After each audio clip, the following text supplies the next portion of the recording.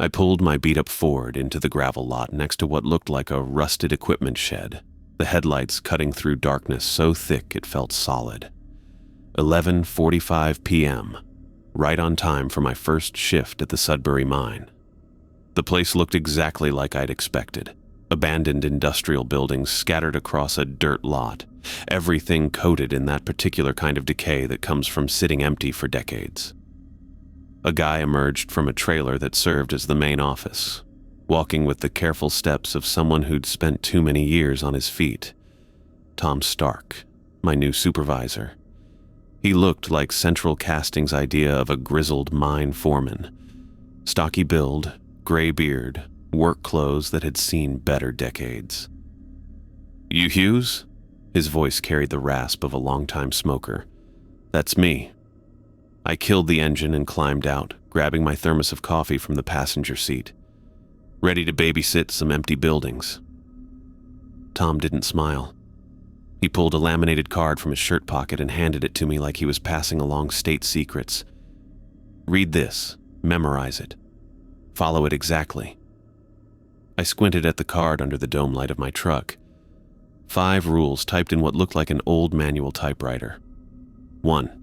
If the radio calls your name, do not answer. Leave the building immediately. 2. Wave back at the man in the wide-brimmed hat, but never approach him. 3. If you hear banging on the garage roof, leave immediately. Do not look up. 4. Do not speak to anyone in the locker room after midnight. 5. Never investigate knocking sounds from inside the mine entrance. What kind of safety rules are these? I looked up at Tom, waiting for the punchline. His expression stayed granite serious, the kind that keep you alive. These rules were written in blood over 40 years of problems at this site. Follow them exactly, or don't bother coming back. I almost laughed. This had to be some elaborate hazing ritual for the new guy. "Come on, man," the radio calling my name. "A guy in a hat? What is this? Some kind of ghost story to mess with? Do you want the job or not?" Tom's voice cut through my skepticism like a blade, because I've got 3 other people who'd take it. I thought about my bank account balance, my overdue rent notice, the stack of medical bills from Mom's final months that followed me around like hungry dogs. "Yeah, I want the job." "Then follow the rules." He handed me a heavy key ring and a clipboard with inspection sheets. "Check all 12 buildings every hour. Mark down any equipment readings. Stay alert." He pointed to a black mag light hanging from the key ring. "That's your lifeline. Batteries are fresh." Tom walked back to his truck without another word, leaving me standing in the gravel lot with a pocket full of weird rules and a growing suspicion that I'd made a mistake. But $400 for one night of walking around empty buildings? I dealt with worse for less money. The generator building sat closest to the parking area, a concrete block structure that hummed with electrical current. I unlocked the door and stepped into the fluorescent-lit interior, immediately hit by the smell of diesel fuel and hot metal. An old radio sat on a shelf near the main control panel, classic rock drifting from its tinny speakers. I pulled out the clipboard and started noting down readings. Oil pressure normal, temperature steady, fuel levels good. The generator chugged along like it had been doing for decades, probably the most reliable thing on this entire property. The radio crackled, music fading to static. "Ricky." The voice came through the speakers, scratchy and distant. "Ricky, Ricky." My pen stopped moving across the paper. The voice repeated my name 3 times, exactly like that, and something cold crawled up my spine even though I knew this was ridiculous. Some kind of CB radio interference, or maybe Tom had rigged this whole thing as an elaborate prank. But my feet were already moving toward the door before my brain caught up. Rule number 1 echoed in my head. If the radio calls your name, leave immediately. I stepped outside into the October night, the door clicking shut behind me. Standing in the gravel, I could see my breath forming small clouds in the cold air. This was insane. I was letting some typed-up rules dictate my actions like I actually believed in whatever nonsense Tom was selling. But I stayed put for exactly 60 seconds, counting them off in my head while staring at the dark shapes of the other buildings scattered across the lot. When I went back inside, the radio was playing normally again. Classic rock, clear as day, like nothing had happened. I finished marking down the equipment readings with hands that were steadier than they had any right to be, then locked up and moved on to the next building. Just equipment malfunction, I told myself. Old radio picking up weird signals. Happens all the time. But as I walked across the gravel toward the next building on my list, I couldn't shake the feeling that something in the darkness was watching me walk away. I checked my watch again. 1:15 a.m. Time for the perimeter walk, which sounded way more official than wandering around a fence with a flashlight looking for holes. But Tom's inspection sheet demanded it, so I clipped the flashlight to my belt and started the circuit. The fence line stretched along the eastern edge of the property, where scraggly pines pressed against the chain link like they were trying to reclaim the land. My boots crunched on gravel as I swept the beam back and forth, looking for gaps or bent sections where kids might have squeezed through to explore the forbidden mine shaft. Halfway to the eastern gate, my light caught something that made me stop walking. A man stood among the trees, maybe 20 feet back from the fence, tall, wearing what looked like an old-fashioned, wide-brimmed hat that cast his face in shadow. He stood perfectly still, like he'd been waiting there for hours. My first thought was security breach, some vagrant camping on the property.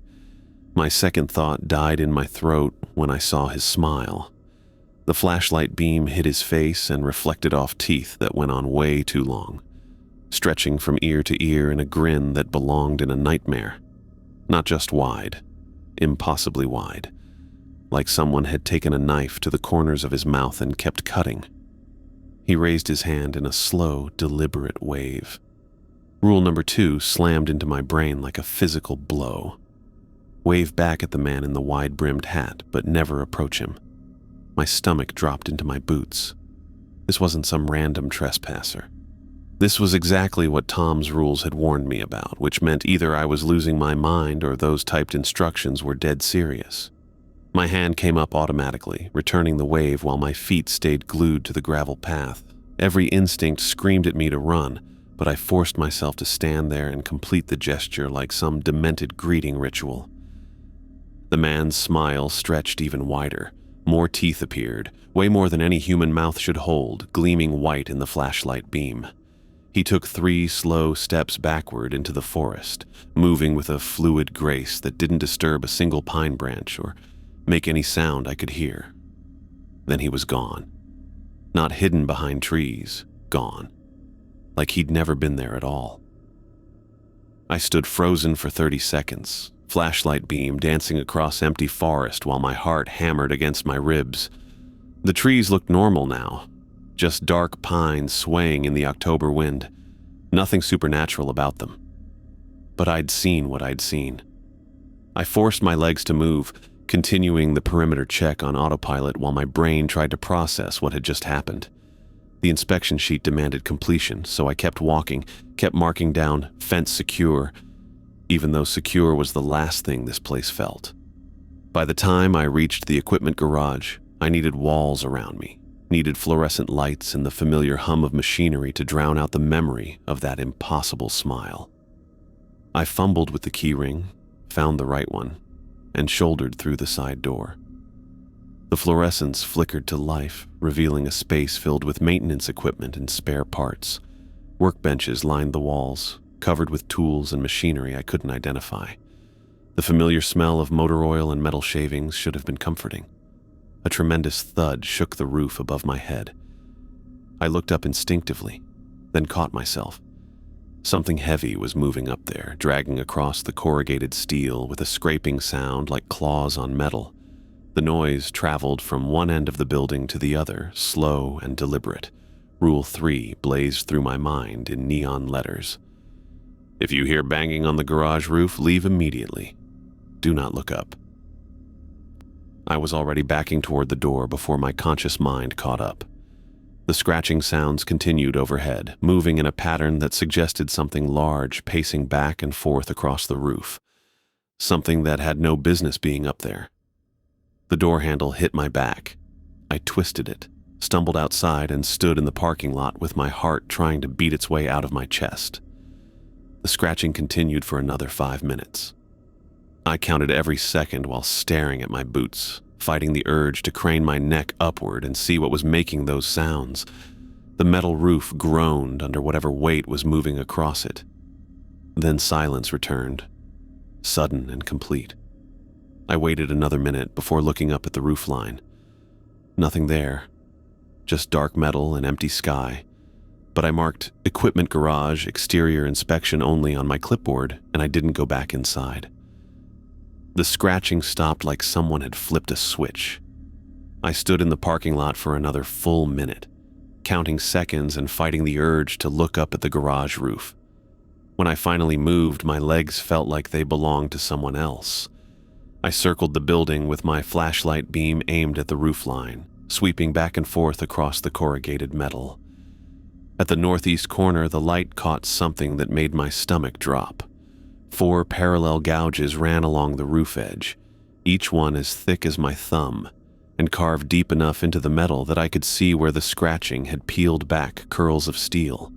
The marks stretched 6 feet in a perfectly straight line, like whatever had made them possessed inhuman precision. I pulled out my phone and took pictures, the camera flash making the gouges look even deeper and more deliberate. Tom would want evidence. Hell, I wanted evidence. Proof that I wasn't losing my mind on my first night. The main office building sat at the center of the property, a squat concrete structure that housed the security monitors and filing cabinets full of maintenance records. I unlocked the door and stepped into fluorescent lighting that buzzed like angry insects. The monitor bank covered most of one wall, 12 screens that supposedly showed feeds from cameras positioned around the property. Half of them displayed nothing but static white noise that probably hadn't been fixed since the Carter administration. The working cameras showed exactly what I'd expect: empty gravel lots, silent equipment, the mine entrance with its rusted gate hanging like a mouthful of broken teeth. I settled into the desk chair and started flipping through the feeds. Camera 3 showed the generator building where this whole night had started. Camera 5 covered the eastern fence line where I'd met the man with the impossible smile. Everything looked normal now, just industrial buildings sitting in pools of yellow security lighting. Camera 7 made me stop clicking. A figure sat on the bench in the locker room, perfectly still in the grainy black and white feed. The image quality was garbage, probably a camera from the Reagan era, but I could make out the basic shape of a person hunched forward on the wooden bench. The timestamp in the corner read 2:47 a.m. I leaned closer to the screen, trying to make out details. The figure's clothing looked dark, maybe a work shirt or jacket. Their posture suggested someone resting or waiting. But waiting for what? Rule 4 echoed in my head like a warning bell. Do not speak to anyone in the locker room after midnight. I grabbed the clipboard and headed for the door. The locker room was next on my inspection route anyway, and now I knew exactly what I'd find there. The question was whether I could follow Tom's rules when faced with an actual person instead of radio voices and roof scratchers. The locker room occupied the back half of the maintenance building, accessible through a side door that opened with the same rusty protest as every other lock on this property. I stepped inside and immediately turned my gaze to the floor, keeping the figure in my peripheral vision. Someone definitely sat on the bench. I could sense their presence without looking directly, the way the air felt different when another person occupied a space. They didn't move or speak, just sat there like they'd been waiting for me to arrive. I walked to the wall-mounted inspection sheet with my eyes fixed on the concrete floor, pulled it from its clip, and pretended to read the checklist while my skin crawled with awareness of being watched. The silence stretched between us like a held breath. The figure didn't speak, didn't move, just sat there while I completed the most awkward inspection of my life, checking boxes for lockers secure and ventilation operational, without actually looking at anything except my boots and the clipboard. I backed toward the door, still avoiding direct eye contact with whoever shared the room. My hand found the door handle, and I stepped outside, pulling it shut with a soft click that sounded loud as a gunshot in the October quiet. I locked the door and stood there for exactly 1 minute, listening to my own breathing and the distant hum of the generator. No sounds came from inside the locker room, no footsteps or movement, nothing. When I unlocked the door again, the room was empty, but the wooden bench was covered in a thin layer of coal dust that hadn't been there during my earlier rounds. The black powder outlined where someone had been sitting, a perfect impression of a human form pressed into the dust, like a shadow burned into wood. I took another picture with my phone, the camera flash illuminating the empty room and the ghostly outline on the bench. The coal dust was fresh, fine as flour, and when I leaned closer, I could smell it, that distinctive mineral scent of deep earth and old mining operations. This place had been closed for 40 years. There shouldn't be fresh coal dust anywhere on the property. I backed out of the locker room and locked it again, my hands shaking badly enough that it took 3 tries to get the key in the lock. The inspection sheet went back on my clipboard with a notation that would make Tom raise his eyebrows. Locker room, evidence of unauthorized presence, coal dust on bench. 3 buildings down, 9 to go, and the night was just getting started. At 4 a.m., I was hunched over the desk in the main office, trying to write an incident report that wouldn't get me committed to a psych ward. How do you explain coal dust outlines and impossible smiles in a way that sounds professional? I'd settled on unusual disturbances requiring further investigation when the banging started. 3 heavy strikes echoed across the yard. Pause. 3 more strikes. The sound came from the direction of the mine entrance, a rhythmic pounding that made my teeth ache. I looked up from the clipboard, pen frozen in my hand, and watched the window that faced the sealed shaft. The mine entrance sat maybe 100 yards away, barely visible in the security lighting. A heavy metal gate covered the opening, secured with chains thick enough to anchor a boat. But those chains were moving now, rattling with each impact from whatever was on the other side. Rule 5 burned in my brain like a neon sign. Never investigate knocking sounds from inside the mine entrance. The banging got louder, more insistent. Whatever was down there wanted out, and it was getting impatient about the whole situation. I gripped the desk edge until my knuckles went white, watching the security monitor that showed the mine entrance in grainy black and white. On the screen, I could see the gate clearly. With each series of strikes, the heavy metal bent outward slightly, straining against the chains. The impacts weren't random. They followed that same pattern, 3 strikes and pause, like some kind of code or signal. A new sound joined the banging, a low grinding noise, metal scraping against stone that set my nerves on edge. Something was working at the gate from the inside, methodically wearing down whatever kept it sealed. I wanted to run. Every survival instinct I possessed screamed at me to get in my truck and drive until I hit the county line. But Tom's warning echoed in my head. Leaving the post meant losing 2 weeks' pay, plus facing trespassing charges if anything happened to the equipment. I needed this money. Needed it bad enough to sit here and listen to something trying to claw its way out of a mine that had been sealed for 40 years. The grinding intensified. On the monitor, I watched the gate buckle further with each impact. The chains looked like they were stretching, links straining under pressure that shouldn't be possible from inside an abandoned mine shaft. 20 minutes of this. 20 minutes of sitting in a fluorescent-lit office while something pounded on a metal gate like it was knocking on my front door. My coffee had gone cold, the incident report lay forgotten, and I'd started counting the strikes just to keep my mind occupied. 3 strikes. Pause. 3 strikes. Pause. At 4:27 a.m., the banging stopped. The silence hit me like a physical blow.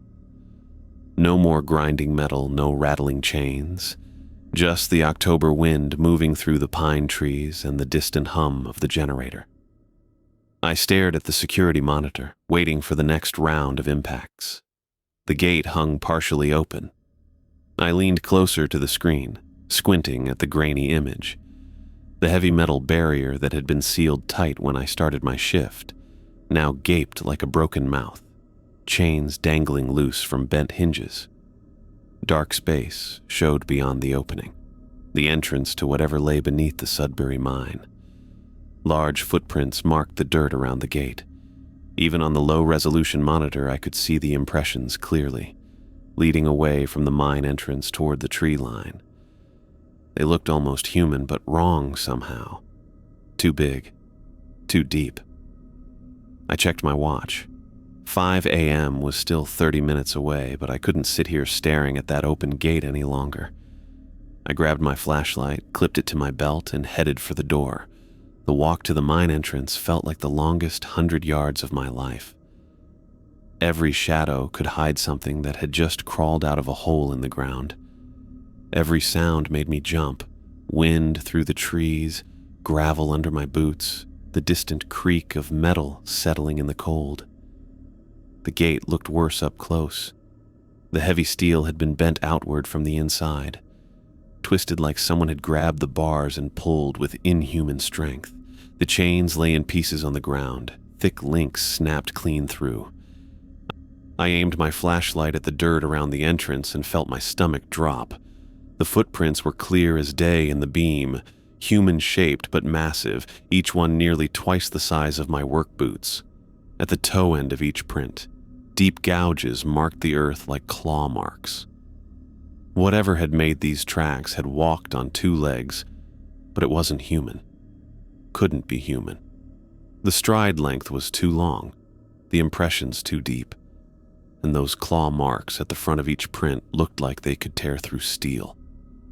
The trail led away from the mine entrance, across the gravel lot toward the eastern fence line where I'd seen the man in the wide-brimmed hat. I followed the prints with my flashlight beam, watching them disappear into the forest beyond the property line. Something had come out of that mine tonight. Something that had been trapped behind steel and chains for who knows how long. And now it was loose in the woods outside Sudbury. I stood there in the pre-dawn darkness, staring at tracks that shouldn't exist, and realized that Tom's rules weren't just guidelines for dealing with weird industrial accidents. They were survival instructions for a place where things lived that had no business being alive. And I still had an hour left on my shift. The eastern fence line looked different in the pre-dawn light. I swept my flashlight beam along the chain link, following the same path I'd walked hours earlier when everything started going sideways. The beam caught something fluttering against the barbed wire at the top of the gate. A hat. Wide-brimmed dark felt, caught on the razor wire like a discarded costume piece. I stared at it for a full minute, my brain trying to process what I was seeing. The man in the trees had been wearing that exact hat when he'd waved at me with his impossible smile. Now it hung there, like evidence of something that shouldn't exist, fabric rippling in the October wind. My phone came out automatically. Another picture for the growing collection of things that made no sense. The camera flash illuminated the hat clearly. Old-fashioned style, the kind my grandfather might have worn to church 50 years ago. Except my grandfather's hat had never been snagged on a fence after its owner disappeared into thin air. I kept walking the perimeter, flashlight sweeping back and forth across ground that should have been familiar by now. Near the generator building, the beam caught fresh scratches gouged into the metal door. 4 parallel lines just like the ones on the garage roof, carved deep enough to catch shadows. These hadn't been there during my earlier rounds. I was sure of it. The door had been clean when I'd done my first inspection, just painted steel and rust stains. Now it looked like something with serious claws had tried to get inside. More pictures. My phone's memory was filling up with evidence that would either prove I wasn't losing my mind or convince everyone else that I was. The scratches were too precise to be random damage, too fresh to be old vandalism. Something had made these marks tonight while I was sitting in the office listening to whatever was banging on the mine gate. The trail of coal dust started at the locker room and led across the gravel lot toward the eastern fence. Fine black powder scattered in a line like breadcrumbs in a fairy tale. I followed it with my flashlight beam, watching the trail grow fainter as it stretched toward the tree line. At the fence, the dust disappeared. Whatever had been leaving this trail had either stopped here or found a way through the chain link. I checked the fence for holes or bent sections but found nothing. The coal dust just ended, like whoever was carrying it had vanished into the forest. I took pictures of the trail, crouching down to get close-ups of the fine black powder. It looked exactly like what I'd found on the locker room bench, that same mineral scent, the same texture that reminded me of old mining operations. But this mine had been closed for 40 years. There shouldn't be fresh coal dust anywhere on this property. By the time I finished documenting everything, the sky was starting to lighten in the east. Not sunrise yet, but that gray pre-dawn glow that meant my shift was almost over. I made my way back to the office, my feet crunching on gravel that sounded too loud in the morning quiet. The inspection sheets took forever to fill out. How do you write possible supernatural entity in professional language? I settled for evidence of unauthorized presence and unusual disturbances requiring investigation. Tom could read between the lines if he wanted to. My hands were shaking badly enough that my handwriting looked like a drunk third grader's homework. The adrenaline was wearing off, leaving behind exhaustion and the kind of bone-deep fatigue that comes from spending 8 hours in a state of constant alert. But I'd made it through the night. Whatever rules Tom had given me, they'd worked. At exactly 6 a.m., headlights swept across the parking lot. Tom's pickup truck pulled up next to my Ford, and I watched him climb out with the same careful movements I'd noticed the night before. He looked like he'd been doing this routine for decades. I met him at the office door, clipboard in one hand and phone in the other. "We need to talk." Tom nodded like he'd been expecting this conversation. "Show me." I handed him my phone and watched his face as he scrolled through the pictures. The scratches on the generator door, the hat caught on the fence, the coal dust trail, the bent gate at the mine entrance with its broken chains and massive footprints. His expression never changed. No surprise, no disbelief, just the weary acceptance of someone who'd seen all this before. When he finished looking at the photos, he handed the phone back and pulled out an envelope from his jacket pocket. "Your pay for tonight." He counted out $400 in 20s, then added 5 more bills. "Bonus for following the rules and documenting everything properly." $700. More money than I'd seen in one place since Mom's life insurance check. I stared at the cash in my hands, trying to process the fact that I'd just been paid more for one night of terror than most people made in a week. "The mine's been closed since 1978, Tom said, his voice carrying the flat tone of someone reciting facts he'd memorized. 7 workers disappeared during a single shift. They went down for routine maintenance and never came back up. We found their equipment, their lunch boxes, even their clothes folded neat as you please, but no bodies. Never found the bodies." I folded the money and shoved it into my pocket. What happened to them?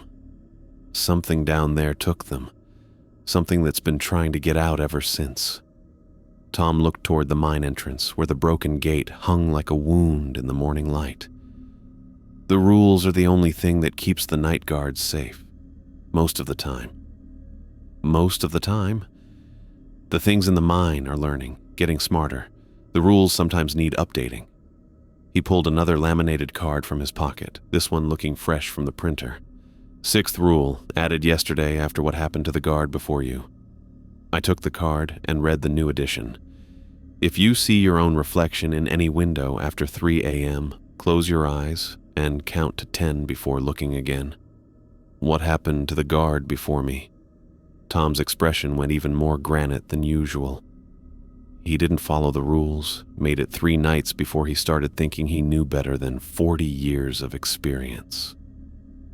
He looked at the money in my pocket. "You coming back tomorrow night?" I thought about my overdue rent notice, my empty refrigerator, the stack of medical bills that followed me around like hungry dogs, $700 for 8 hours of work, even if those hours included things that shouldn't exist. "Yeah, I'll be back." "Good." Tom headed toward his truck, then stopped and turned back. "Word of advice? Don't try to understand what's down there. Don't try to make sense of it. Just follow the rules and collect your pay.